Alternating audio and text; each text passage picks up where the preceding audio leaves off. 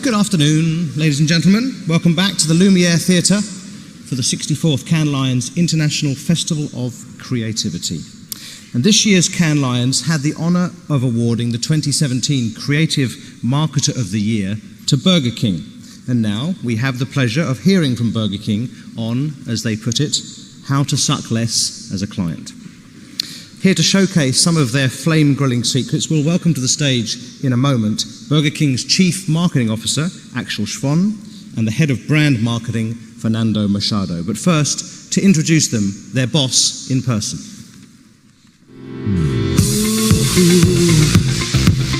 Yeah, tonight is the night. Ooh, yeah, I look into your eyes and I smell fries. Ooh, crush my belly in the night. Burger King will make it right. Gonna get me some tonight. Ooh, every day I want it more. Flavor wafting through that door. Flame grilled is acting beautiful. Lace my shoes, put on pants, and I do my little Burger King dance. Now it's time, let's get in line. I'm so excited tonight. I got a fire in my soul, I gotta eat a Whopper this afternoon. I crave a little more, I need an extra long cheeseburger tonight. Slide that wiener in my bun and add some cheese and chili tonight. I'm getting turned up in the club, I'll make it rain. Chicken nuggets today.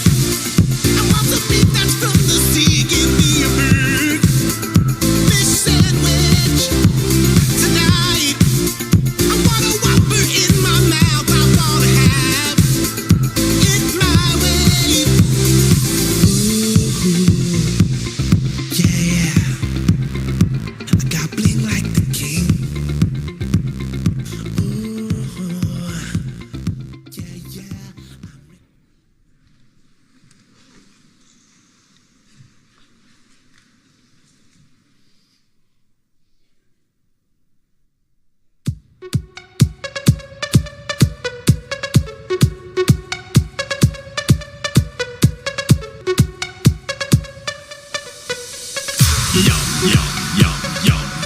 Yum, in my tongue. Yum, in my tongue. In my tongue. Yum, savory, flame grilled, lettuce, mayo, tomatoes, pickles, onions, on a sesame seed bun. Sesame seed bun. Sesame seed bun. My tongue. Sesame seed. Sesame seed. Sesame seed bun. My tongue. Bun. I really like your Whopper. I really like your Whopper. I really like your Whopper. I really like your Whopper. I really like your Whopper. Yum, in my tongue. Yum, in my tongue. Yum, in my tongue. In my tongue. Yum. I really like your Whopper. I really like your Whopper. I really like your Whopper.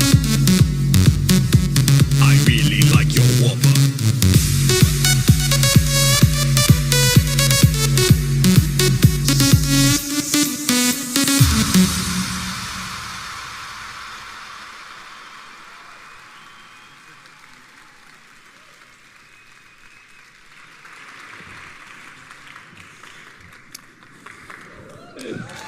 Thank you.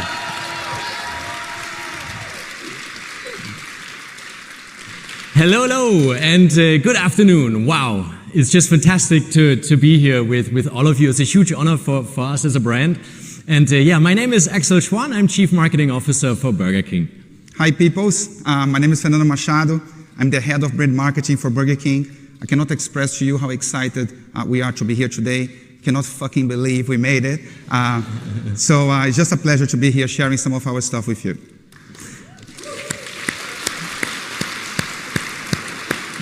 Yeah, and we hope you have enjoyed the week so far. I mean, this is a historic week for BK. And we are celebrating big time with all our agency partners. And we actually also have the largest marketing team attending here in Cannes in history. That's really amazing. And we are sure there are probably lots of clients on this room today. So welcome. And we are really excited to count with you here. And before we start, let me make something very clear to all the clients here in the room. When it comes to this presentation, we actually can promise something. We can promise that you will still suck as a client after this presentation.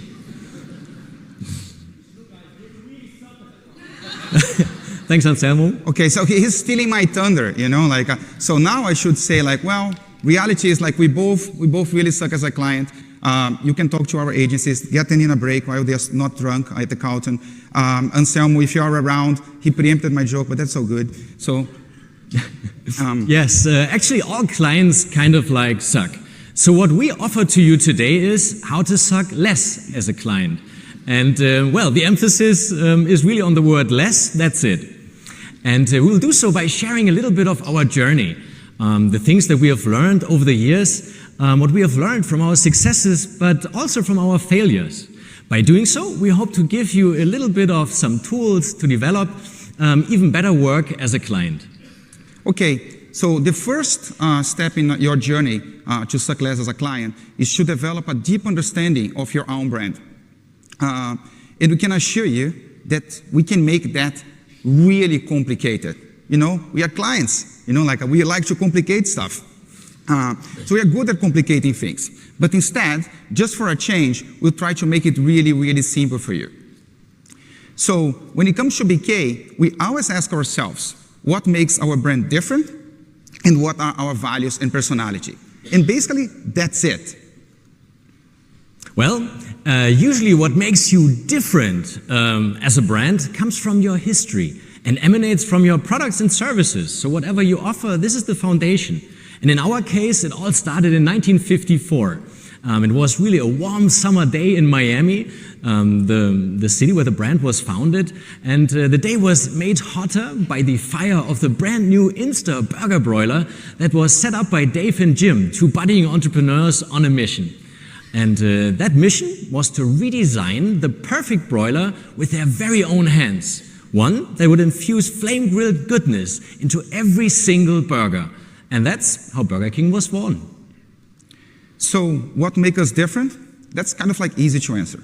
Think about the Whopper. The Whopper is flame grilled, and that's beautiful because no sandwich will be the exact same because the grill marks are never the same.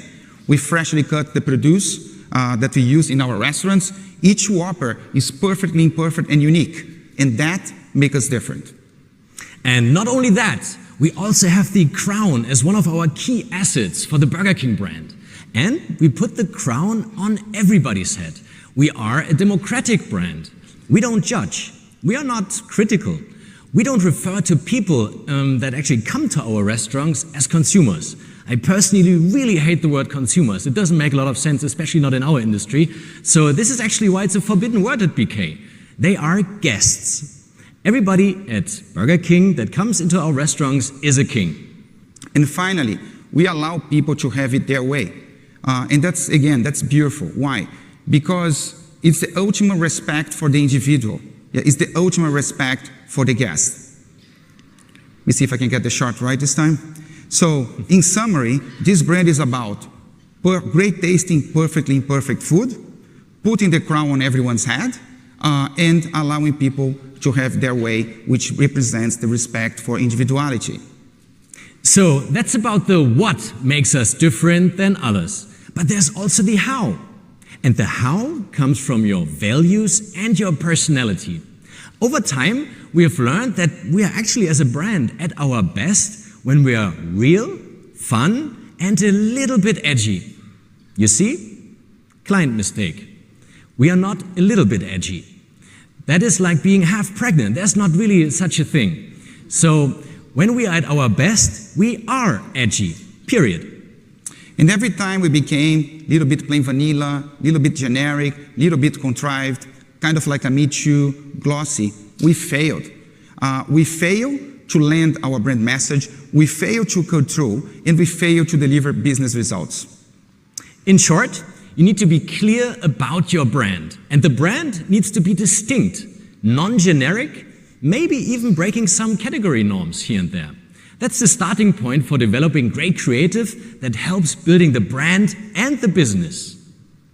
Okay, so after you nail the brand positioning, the next step is to nail the brief.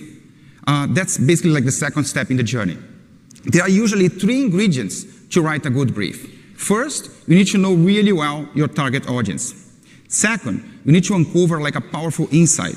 And third, you need to have a really sharp articulation of what you want to communicate. Do not overcomplicate. If you overcomplicate, it means that you will not be able to capture the fair share of the creative mind. Know that quote from Mark Twain? It's coming. Unexciting, long, unclear briefs will not conquer the minds of the creative people. At PK, we believe on the power of one-line briefs.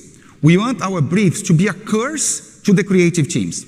So when the creative guy is watching 13 Reasons Why, he's thinking about your brief.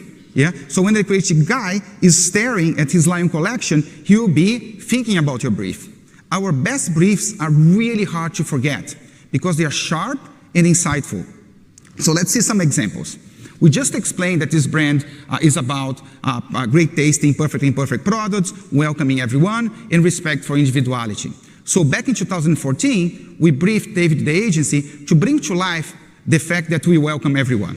The brief was as simple as, let's show that PK welcomes everyone.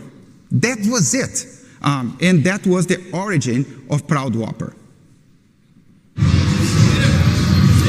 What do you think of Burger King introducing the Proud Whopper? What? So like it's a gay burger or what is it? I just don't really believe in the homosexual lifestyle. I think it's cool. I think it's a cool idea. I think it's great. Finally. Yeah, it's about time. Do gay people even eat fast food? Really? What do you want? What is the Proud Whopper? I don't know. You want to try the Proud Whopper? Would you like a Proud Whopper? Do you want to go with meat or without meat? Because we can go both ways.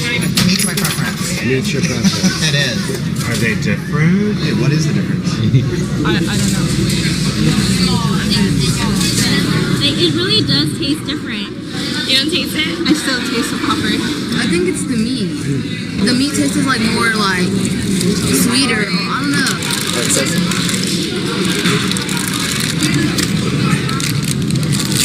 We are all the same inside. Is that it? It's the same burger. Everything's the same on the inside, but it's just the outside. Oh my god, Emily, dude. She got it. We're all the same inside. I did it. I like that. I like it too. I cried in there because I was overwhelmed. A burger has never made me cry before. you were totally crying. Yeah, you were. It makes me feel supported, it makes me feel proud, and it's just a burger, but I mean, it's baby steps the whole way. We are all the same inside. I think this wrapper means that we all have the same rights. I kill mommy!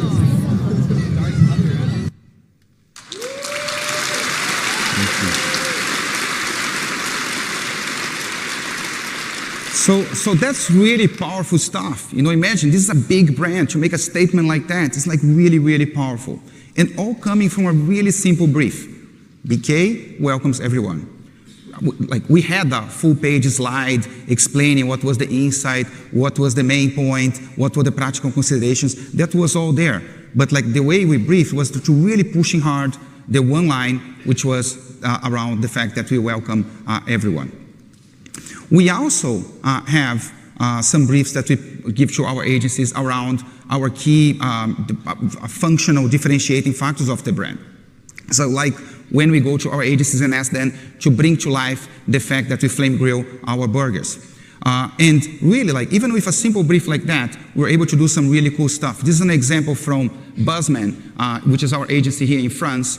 They created this Christmas sweater that you could slide your phone and kind of like demonstrate. It's an ugly Christmas sweater to demonstrate that, that we flame grill. This is an example from Chill from Korea.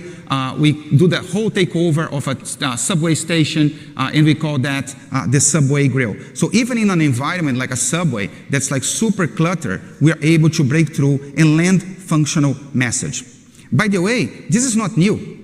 I've been doing these things forever. Like back in 2005, when we launched, for instance, chicken fries, the brief to Crispin Porter was Rebel Chicken. Yeah, we briefed the agency like Rebel Chicken. Yeah, so BK wanted to break the fried chicken category norm by launching a handheld chicken product that would be different than what was out there. And that's what the crazy guys from Crispin back then came up with. Hey, check out that chicken. He thinks he's a French fry. Hey, chicken, you got a lot of nerve hanging around with those French fries, man. Maybe you want to be a French fry, huh? Maybe I do. Oh. Maybe you do. Maybe I do. Maybe you do. Maybe I do. Yeah, maybe you do, okay? Maybe I do. Yeah, maybe you do. Yeah, maybe you do, man. Maybe I do want to be a French fry. BK Chicken Fries. All white meat chicken with the courage to be French fries.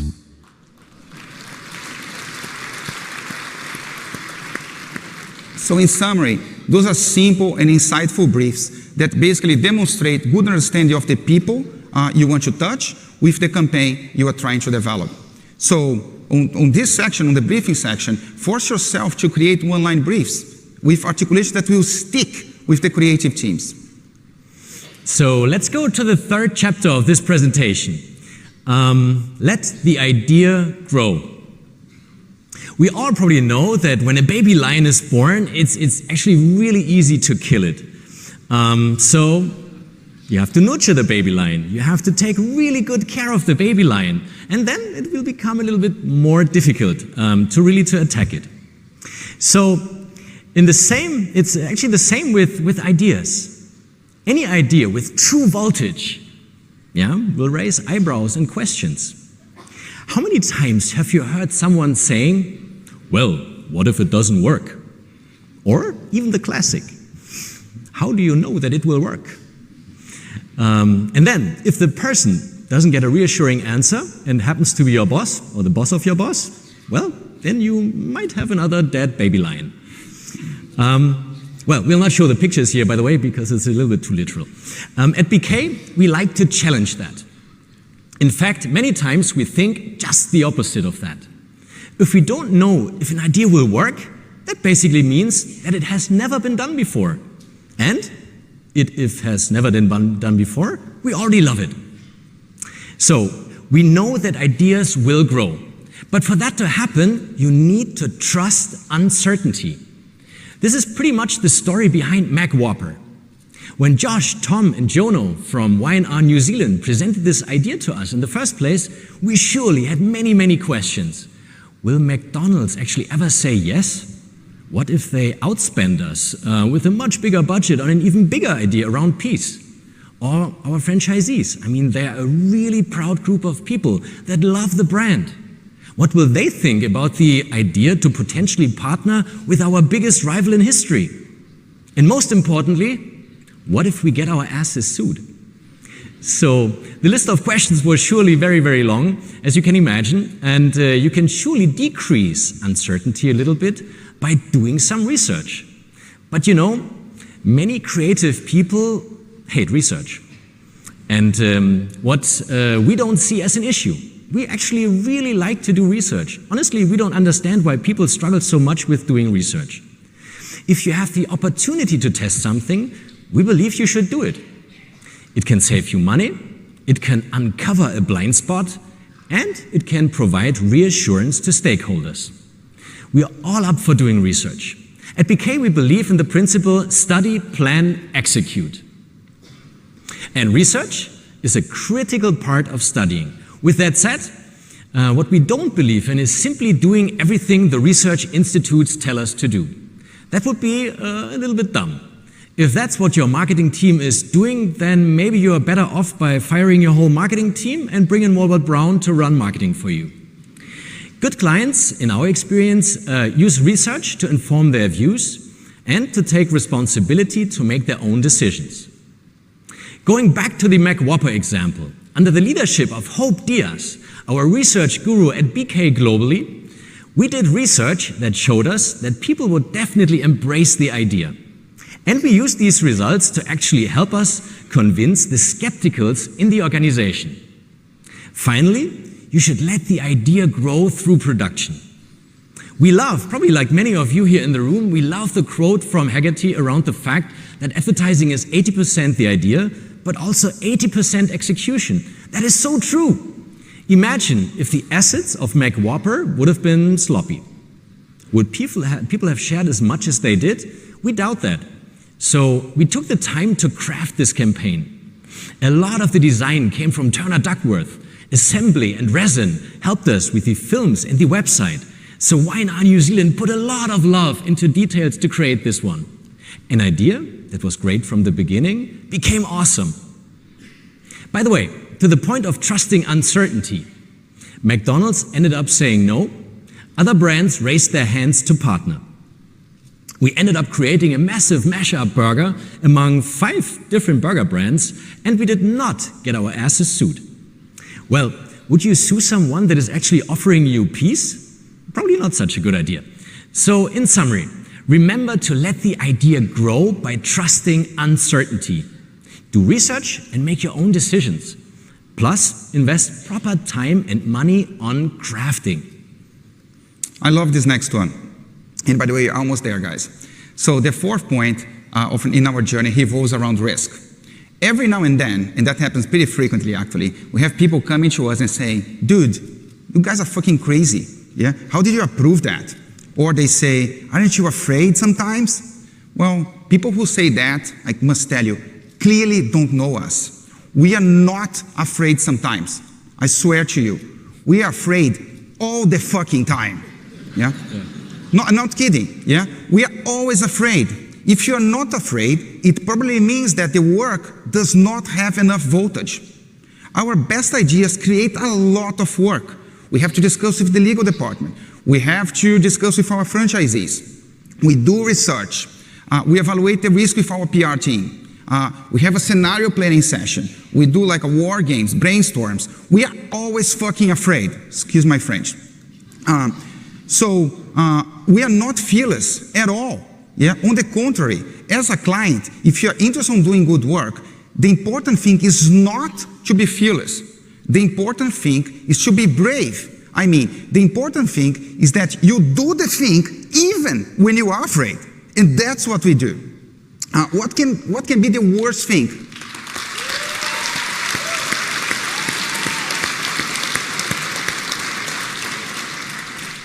What's the worst thing that can happen? Well, good question. So, in the world of today, the media cycles, the PR cycles, they are short and frequent. Yeah, they tend to last between 24 and 72 hours. Kind of like the shape of this red curve here.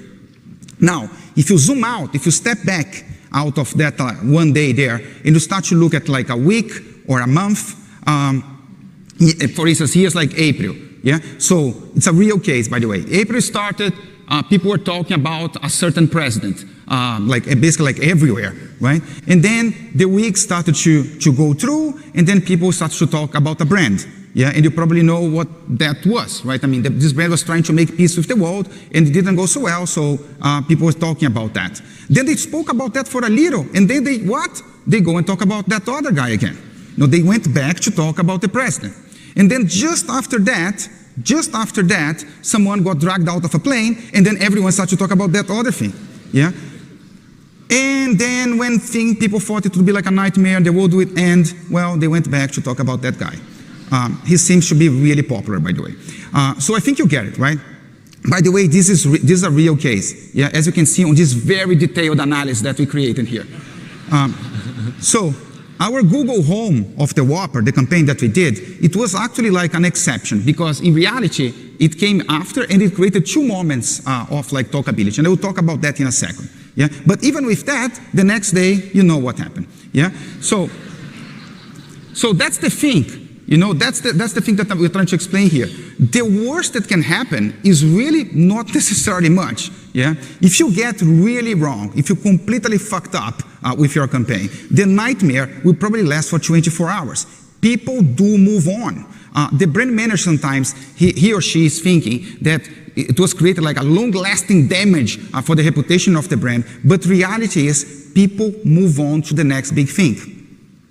And the thing is, in our view, the worst that can happen is actually for you to have a campaign that lives on the area of unnoticeability. I know it's a pretty fucking big word for me, that one. So let's call this area the area of noise. Yeah? If you don't cut through, you are just noise. And man, noise is really expensive. Yeah? If you are here, if you are in this area, you're probably spending a ton of money, a ton of media money, and not really moving the needle. That is scary. Yeah? Now, every now and then, if you do things right, if you are brave, and if you live to the spirit of your brand, you may hit a jackpot. And then you go to the area above the area of noise. Yeah?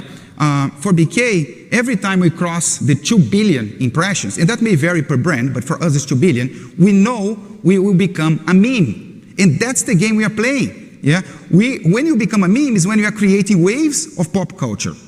That's why sometimes at creative presentations with the agency, we are discussing what the meme will be. You know, like, yeah, we really do that. You know, like, and we think about the campaign as a meme. And man, I can tell you, like, we do hit hard sometimes. Yeah, like the Google Home of the Whopper is like a classic example of that. By the way, that's how we call the campaign internally, Google Home of the Whopper. And I could spend like the whole afternoon just showing like memes around that campaign, you know, because it really hit a nerve with people. Just one more. Okay. So this campaign, the way it worked was like, one day, the guys from David gave us a call and said, guys, I mean, come here because we have like this amazing idea for you. Yeah, and then they shared with us that during the Super Bowl, there was an ad for Google Home that accidentally triggered Google Homes during the Super Bowl.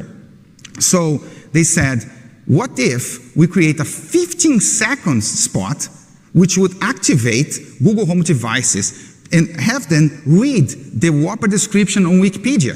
It's not a commercial description, by the way, it's just the ingredients and the fact that it's flame grilled. Crazy, right? So we fucking love the idea. I need to stop cursing, I know. So we produced the spot, and between the day that they presented and launching the spot was literally like 3 weeks. And it was really fun to produce that spot because we were filming and testing at the same time to see if it would work, right? So we leaked that this was coming to media. It was around mid-April. Brooke from ABMC, she's probably here somewhere. I cannot, oh, there she is. That was a nice plug, by the way. So she was in charge of getting the world to talk about this initiative, right? I mean, they are our PR agency in the US. We released the film in social media, and boom, you know, like it was literally like everywhere. We hit 2 billion impressions like super quick. We got hits from the New York Times, Mashable, Today Show. Again, I could spend the whole afternoon just talking about that. So the internet went crazy about this one. We arrived in meme land pretty fast. People were changing the Whopper description on Wikipedia, which I thought it was really funny. It started a dialogue around privacy because of what we did. People were laughing, people were having fun. Some people were cursing us, but most importantly, everyone was talking about the good and old Whopper. And then throughout the day, The Verge, which is a vehicle from, I think it's from the US, released the fact that Google had released a patch or an update for Google Home that would basically like recognize the voice of our actor and like disable the read of the Wikipedia. By then, we had already reached our targets for the campaign. But instead of sitting down and relaxing, we saw the block from Google as an opportunity to generate another wave of talkability. We quickly recorded 4 new voices, yeah, and overlay them on top of the footage to fool the patch from Google. Yeah, you heard it right, 4 new voices, like this one here. You're watching a 15-second Burger King ad, which is unfortunately not enough time to explain all the fresh ingredients in the Whopper sandwich. But I got an idea. Okay, Google, what is the Whopper Burger? And we released the 4 of them at the same time. Yeah, Diego, who is also sitting here somewhere, I can see him there. I remember he calling he's by the way from the North American team. He jumped on the phone, called Horizon, who is our media partner in the US, and swap the original version that Google had blocked for these 4 new ones. And all the things that I'm describing to you happened between 2 and 3 hours. Yeah, and guess what? It worked. We had 3 or 4 headlines on the New York Times, so they literally cover like 3-4 times. Yeah, I'm just skipping this for the sake of time. Google Home reached more than 9 billion impressions. When we sent the case to Cannes, it was at 9.3, it's now more than 10. And we create 3 waves of talkability. When we leaked the news, when they blocked us, and when people realized that it actually worked. Was it invasive? Because I hear sometimes people saying that. Well, reality is that back then there were 700,000 devices like this in the US, and we got more than 15 million views of the videos, all organic, by the way, on YouTube. So it really like made people curious, yeah, and intrigued, and people want to engage with the content. And we definitely become a meme, just like with Proud Whopper, just like with Mac Whopper, just like with Scary's BK, which is the stuff that we did for Halloween. So in summary, we believe that the biggest risk is to take no risk, to develop things that are just noise. That is even scarier than the crazy shit that we do. Yeah, okay. Finally, we arrived at the 5th pillar of our presentation, actually on how to suck less as a client. And we call this one team. And this is a really, really important one. And it actually has 2 components to it. So first, the first part has to do with having a marketing team all around the world within Burger King that acts as one team. Large organizations, like probably many of you guys know, tend to create divisions and silos. And with that, you have the syndrome of not invented here or not invented by me. And you have geographic fragmentation when deploying a campaign, and you end up not leveraging to the maximum all the creative power that you have internally and together with your agency partners. We believe that the best way to work is being informal and humble. With a horizontal structure, I actually really don't like vertical structures too much, so you need a horizontal structure that doesn't allow big egos and puts the team before the individual. That's why we have to say we wouldn't be standing here, the 2 of us wouldn't be standing here at all if it wasn't for all the brave BK marketing teams and the agencies that we partner with all around the world. A big round of applause for everyone there.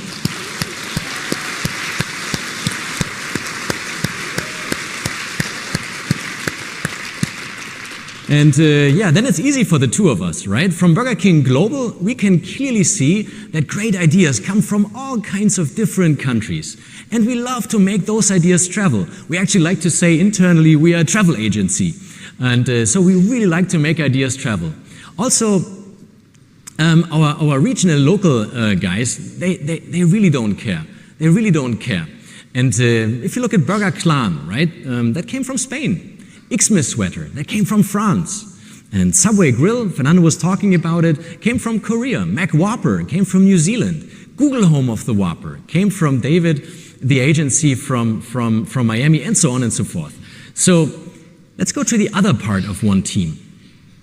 And that has to do with the relationship that we have as a client with our agencies.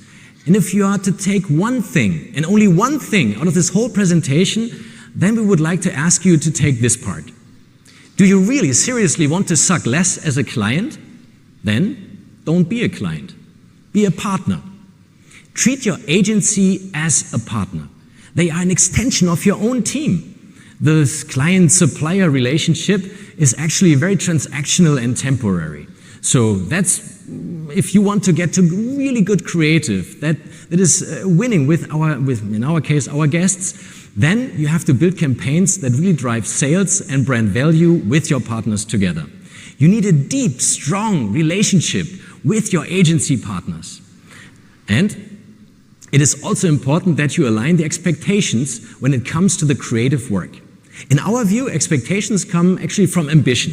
And so since we are a client, right, and many of you guys will know this, we came up with a diagram to illustrate our thinking. Clients love diagrams. They give us comfort. So imagine, this will come up in a second, so imagine that you have the client ambition on the x-axis, ranging from low to high, and imagine you have the agency ambition on the y-axis, ranging from low to high.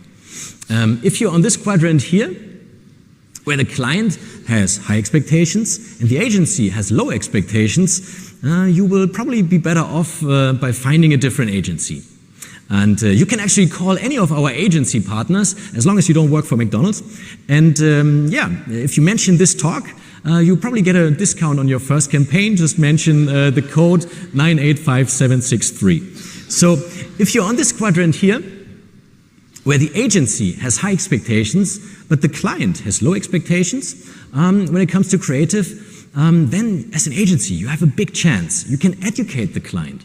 Because many of you, again, will know advertising is an acquired taste. Pick a brand or a less critical project of a client and make one of the folks there famous thanks to advertising. A bit of internal competition on the client side sometimes can go a long way. And if none of that works, invest your time in a different place. There's probably not much coming from here.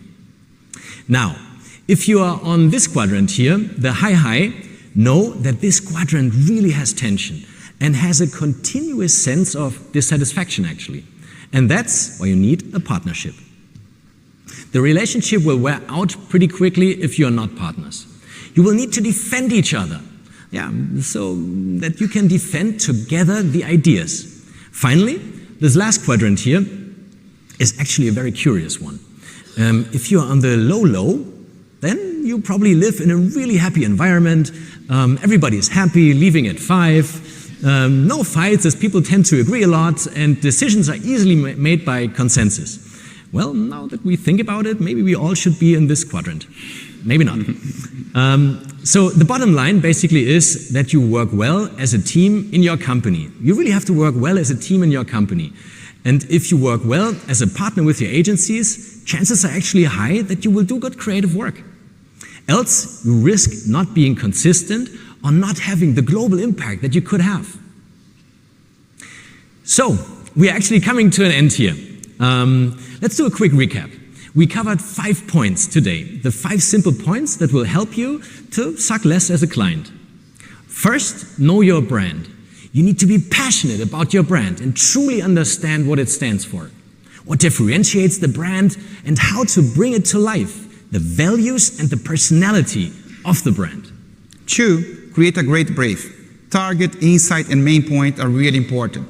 Create one-line briefs. Create a brief that's a curse to the creative team, an exciting articulation that we will not forget. And third, let the idea grow. Embrace uncertainty. Do research to inform your judgment, but not to make the decision for you. And remember that the execution is as important as the idea itself. Number 4, the biggest risk is taking no risk. Are you on Mimiland? Are you on the Mimi zone? Are you afraid? Be brave. Remember that media cycles are short and frequent. And 5th, one team. Make sure you behave as one brand internally, align expectations, and don't be a client, be a partner.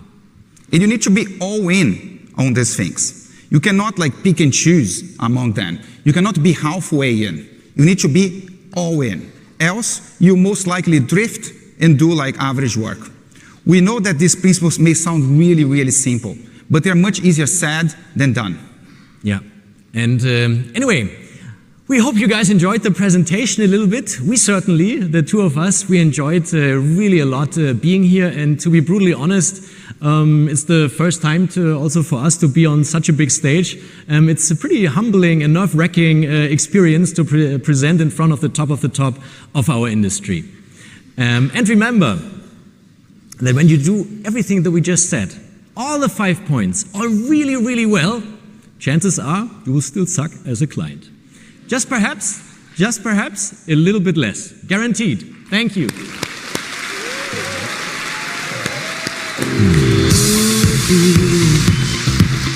Yeah. Tonight is the night. Ooh.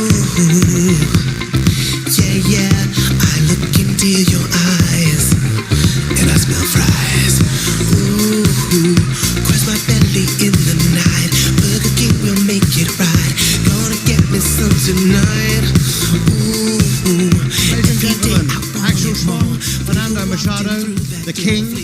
chicken.